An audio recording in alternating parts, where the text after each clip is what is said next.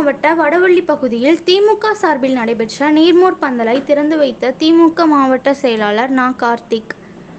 தமிழக முதலமைச்சர் மு. க. ஸ்டாலின் உத்தரவின் பேரில் அனைத்து பகுதிகளிலும் நீர்மோர் பந்தல் திறக்கப்பட்டு வருகிறது.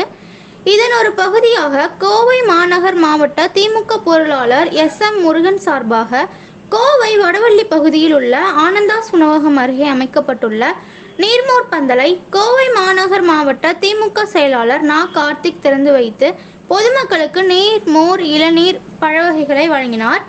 இதில் நீண்ட வரிசையில் நின்ற பொதுமக்கள் பழ வகைகளை பெற்று சென்றனர். இந்நிகழ்வில் வடவள்ளி பகுதி செயலாளர் சண்முக சுந்தரம், பரணி பாக்யராஜ், கே. எம். ரவி, அஞ்சுகம் பழனியப்பன், மாநில தகவல் தொழில்நுட்ப அணி துணை செயலாளர் ஆ. தமிழ்மறை, மேற்கு மண்டல தலைவர் தெய்வானை தமிழ்மறை, பொதுக்குழு உறுப்பினர்கள் ச. கார்த்திகேயன், சரஸ்வதி, புஷ்பராஜ் உள்ளிட்ட பலர் கலந்து கொண்டனர் என்பது குறிப்பிடத்தக்கது.